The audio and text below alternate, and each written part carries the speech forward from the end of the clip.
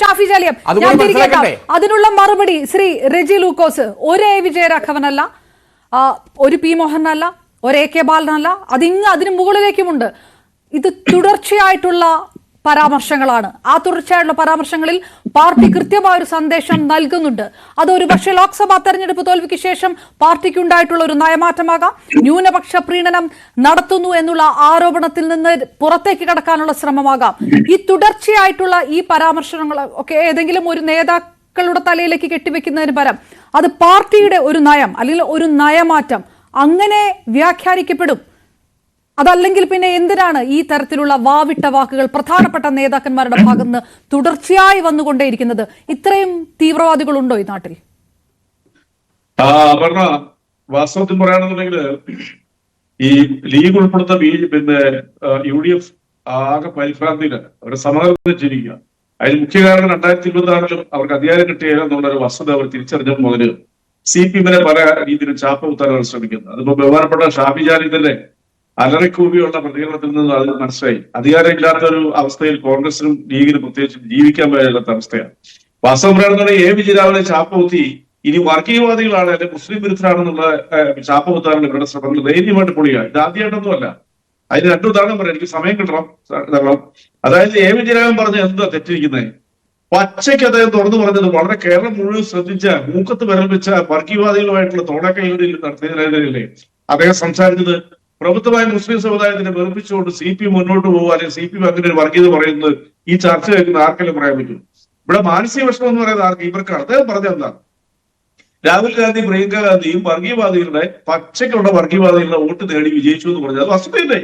പാലക്കാട് തെരഞ്ഞെടുപ്പും വയനാട് തെരഞ്ഞെടുപ്പും അതുപോലെ തന്നെ ചേലക്കര ഉപതെരഞ്ഞെടുപ്പുകളെല്ലാം ഇവരെങ്ങനെ ജയിച്ചു കയറിയത്? ചേലക്കര തോറ്റുപോയെങ്കിൽ ധൈര്യമായിട്ട് തോറ്റുപോയെങ്കിൽ ഇവരെങ്ങനെ പാലക്കാട് ജയിച്ചു കയറിയത്? പാലക്കാട് ജയിച്ചു കയറിയത് കേരളം വെറുപ്പോടെ കാണുന്നു തീവ്ര വർഗീയ കക്ഷികളായ SDPI, ജമാഅത്തെ ഇസ്ലാമി, അതുപോലെ തന്നെ വെൽഫെയർ പാർട്ടികളുമായിട്ട് പരസ്യമായി വേദി പങ്കിട്ടല്ലേ? അതിനെ ചോദ്യം ചെയ്യണ്ടേ? കേരളത്തിലെ മതേതര കേരളത്തിന് മുമ്പോട്ട് പോകണമെന്നുണ്ടെങ്കിൽ ഇത്തരം വർഗീയവാദികളുടെ കൂട്ടുകെട്ടിനെതിരെ സംസാരിക്കാൻ അവിടെ ആർജവം കാണിക്കണ്ടേ? ആ ആർജവമല്ല എ വിജയരാഘവൻ കാണിച്ചത്. ഇനി ഷാമിജാനോട് എന്തെല്ലാം രീതിയിലാണ് സംസാരിച്ചത്? എന്ത് ധാർമ്മികതയാണ്, എന്ത് ഉത്തരവാദിത്വമില്ലായ്മയാണ് ഷാമിജാനെ പോലെയൊക്കെ നമ്മളൊക്കെ ഇഷ്ടപ്പെടുന്ന ഒരു വ്യക്താവ് സംസാരിക്കുന്ന രണ്ട് കാര്യങ്ങൾ പറയാം. ഒന്ന്, ഈ BJP എന്ന് പറയുന്ന തീവ്ര RSS BJP എന്ന് പറയുന്ന തീവ്ര ഹിന്ദുത്വവാദികളുമായിട്ട് കൈകോർത്ത് ഒരു ലോക്സഭാ തെരഞ്ഞെടുപ്പിലും നിയമസഭാ തെരഞ്ഞെടുപ്പിലും പരസ്യ സഖ്യം ഉണ്ടാക്കി മത്സരിച്ചവരല്ലേ ഇവരല്ലേ ഈ ആ സമുദായത്തിന് പ്രബുദ്ധമായിട്ടുള്ള ഒരു ന്യൂനപക്ഷ സമുദായ മുസ്ലിം സമുദായത്തിന് ഏറ്റവും കൂടുതൽ ചതി അടിച്ചവരല്ലേ? BJP ഭരിക്കുന്ന ഇന്ത്യയിലെ 2 വോട്ടെടുപ്പുകളിൽ ഇന്ത്യൻ വൈസ് പ്രസിഡന്റിന്റെയും മുത്തലാഖ് ബില്ലിനെതിരെയുള്ള വോട്ടെടുപ്പിൽ നിന്ന് സഭ ബഹിഷ്കരിച്ചു പോയി BJPയോടുള്ള വിധേയത്വവും ഭയവും പ്രകടിപ്പിച്ച പാർട്ടിയല്ലേ മുസ്ലിം ലീഗ് എന്ന് പറയുന്നവര്? ഇവർക്ക് എന്ത് വർഗീയത പറയാനുള്ള യോഗ്യതയുള്ളത്? ഏത് രീതിയിലാണ് നിങ്ങൾക്കുള്ള യോഗ്യത? ഇവിടെ വിജയരാഘവനെ എന്താ പറയാ, അദ്ദേഹത്തിന് വായടക്കണം. അദ്ദേഹം വളരെ തീവ്രമായ വാക്കുകളൊക്കെ ഷാഫി ജാലിൽ ഉന്നയിച്ചു. ഇനി ഞാൻ ഒന്നുകൂടെ പറയാം, നിങ്ങൾ പാലക്കാട് പൊതുവായി കണ്ടൊരു ചിത്രം എന്തായിരുന്നു? പൊതുവായൊരു ചിത്രം ഇവരുടെ നേതാക്കന്മാരുടെ സ്ഥാനാർത്ഥിയോടും ന്യൂസ് 18 സാധ്യതയുള്ള ചാനലുകൾ മൈക്ക് നീട്ടി ചോദിച്ചു, നിങ്ങൾ SDPയുടെ വോട്ട് വേണ്ടെന്ന് പറയാനുള്ള തെരഞ്ഞെടുപ്പ് ചോദിച്ചപ്പോൾ ഒരക്ഷരം മറുപടിയായിട്ട് ബെമ്പ അടിച്ചു. എന്തുകൊണ്ട് വരാൻ നിലപാടുന്നില്ല?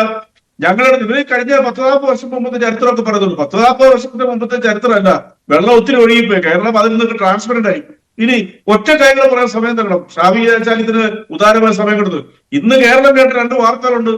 അപ്പം വിജയരാഘവനെ പോലുള്ളവരുടെ വാക്കുകളുടെ പ്രസക്തി അവരുടെ പോലെ അംഗീകരിക്കുന്നത് എന്തോന്ന്? ഇന്ന് പാലക്കാട് ജില്ലയിലെ ചിറ്റൂർ എന്ന് പറയുന്ന ഗ്രാമത്തിൽ നിന്നും ഒരു ഗവൺമെന്റ് സ്കൂളിൽ ക്രിസ്മസ് ആഘോഷിച്ച കുട്ടികളെയും ആ അധ്യാപകരെയും അവിടുത്തെ വിശ്വ ഹിന്ദു പരിഷത്തിന്റെ ജില്ലാ സെക്രട്ടറി ചെന്ന് ഭീഷണിപ്പെടുത്തിയ അസഭ്യ വർഗം വർഷം ചൊരിഞ്ഞു. ആ പ്രശ്നം അത് തടഞ്ഞു. അതുപോലെ വൈകുന്നേരം വന്ന് അതിന് ഞെടുക്കുന്ന വാർത്തയാണ് ബാലാരിപ്പുറം എന്ന് പറഞ്ഞ ആലപ്പുഴ ജില്ലയിലെ ഒരു സ്കൂളിലല്ല അവിടുത്തെ ജനങ്ങൾ കാലങ്ങളായിട്ട് ആഘോഷിക്കുന്ന ക്രിസ്മസ് കരോൾ ഇന്ന് വൈകുന്നേരം RSSന്റെ താലൂക്ക് പ്രമുഖ സഹിതം അവിടെ ചെന്ന് ഭീഷണിപ്പെടുത്തി മര്യാദയ്ക്ക് നിർത്തിക്കോ, ഇല്ലെങ്കിൽ ഇതിലും ഭയങ്കര ആഘാതം പ്രത്യേകാതം രൂക്ഷമാണെന്ന് പറഞ്ഞു. ആ പാവങ്ങളെ നിർത്തിയിട്ട് പോയി. ഉത്തരേന്ത്യയിലെ UPയിലും തെലങ്കാനയിലും മധ്യപ്രദേശിലൊക്കെ കഴിഞ്ഞ വർഷം ഇതേ സംഭവം അരങ്ങേറിയിരുന്നു. അത് കേരളത്തിൽ അരങ്ങേറി. അതിനെതിരെ പ്രതികരിക്കുന്ന ഒരു പാർട്ടിയെ നിങ്ങൾ ഏത് വിരുദ്ധ ചാപ്പ് കുത്തിയാലും ഞങ്ങൾക്കൊരു ചുക്കുമില്ല. അത് കേരളത്തിന്റെ മതേതര ഭാവത്തിന് താർക്കാൻ ആര് ശ്രമിച്ചാലും ഞങ്ങളുടെ പാർട്ടി മുന്നോട്ട് വരും. 5-6 വോട്ടിന് വേണ്ടിയിട്ട് ആരുടെയും മുമ്പിൽ തലകുറിക്കുന്ന ഒരു പാർട്ടിയല്ല CPM. നിങ്ങൾ അത് മനസ്സിലാക്കുക. ഏത് വർഗീയവാദികളും എന്തുകൊണ്ടാണ് ഇവർ RSSനെ BJP കുറിച്ച് ഇവർ സംസാരിക്കാത്തത്? ഇവരുടെ നേതാക്കന്മാർ കഴിഞ്ഞ് കുറെ നാളുകളുണ്ട്. എന്തുകൊണ്ട് സംസാരിക്കുന്നുണ്ട്? വാക്ക് പറയുന്നുണ്ടോ?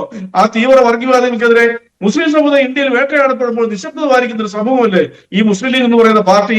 ഈ മുസ്ലിം ലീഗിനെ മതേതര മുഹമ്മദ് ഞാൻ മാത്രമല്ല, ഈ ഞങ്ങളുടെ പാർട്ടിയുടെ എല്ലാവരും മുസ്ലിം ലീഗിനെ ഒരു വർഗീയവാദിയായിട്ട് ഞങ്ങൾ ഒരിക്കലും ചിത്രീകരിച്ചിട്ടില്ല. മതേതര പാർട്ടി എന്ന് തന്നെ പറയുന്നത്. ഇവരുടെ പാർട്ടിയിലും നല്ല മതേതര മുഖമുള്ള പ്രതിച്ഛായുള്ള നല്ല നേതാക്കന്മാർ ഇപ്പോഴും ഉണ്ട്. ഞങ്ങളെ അവരെ വിമർശിക്കുന്നില്ല. പ്രത്യേകിച്ച് പറയാൻ ബഹുമാനപ്പെട്ട PK കുഞ്ഞാലിക്കുട്ടി കേരളത്തിലെ മതേതരത്തിന്റെ ഏറ്റവും നല്ല ഒരു ഉദാഹരണം. അദ്ദേഹം ഒരു മാതൃകാപരമായ രാഷ്ട്രീയം നയിക്കുന്നവരാണ്. പക്ഷെ അദ്ദേഹത്തിനെ പോലും വെല്ലുവിളിച്ചുകൊണ്ട് ഇവരുടെ PK ഷാജിയെ പോലെയും അതുപോലെ തന്നെ ET മുഹമ്മദ് ബഷീറിനെ പോലുള്ളവരുടെ വർഗീയ വാദങ്ങൾക്ക് അവരുടെ പോലെ ചൂട്ടുപിടിക്കുമോ? കേരളക്കാരനെ അറയ്ക്കുന്ന വാക്കുകളല്ലേ പറയുന്നത്? പൊതുവേദിയിലൊക്കെ മനുഷ്യന്റെ ഭാഷയിൽ സംസാരിക്കുന്നതിന് പകരം എന്താ പറയാ, ഒരിക്കലും നമുക്ക് കേൾക്കാൻ കൊള്ളാത്ത രീതിയിലുള്ള അടവയ്ക്കൂവിയൊക്കെ ഇവര് ജനങ്ങളെ വെല്ലുവിളിക്കുന്നത് കേരളത്തിൽ കേട്ടില്ലേ? അതുകൊണ്ട് മുസ്ലിം സമുദായത്തിനെതിരെ മുസ്ലിം വിരുദ്ധരാണ് CPM എന്ന് നിങ്ങൾ ചാപ്പ കുത്തുന്നത് നിങ്ങളുടെ രാഷ്ട്രീയ ലക്ഷ്യമാണ് ന്യൂസ് 18. പക്ഷെ അത് ഞങ്ങൾക്കിട്ട് ചാർത്തണ്ട. അത് കേരളത്തിലെ ജനങ്ങൾ വിശ്വസിക്കുന്നില്ല. ഒന്നുകൂടെ ഞാൻ പറയാം, ഞാൻ ആദ്യഘട്ടം അവസാനിപ്പിക്കാം. കാരണം ബഹുമാനരായ രണ്ട് വ്യക്തികളുടെ ചർച്ചയ്ക്ക് ഇരിപ്പുണ്ട്. ഞാൻ ആദ്യഘട്ടം അവസാനിപ്പിക്കാം. ഒരു കാര്യം അടിവരയിട്ട് പറയാം.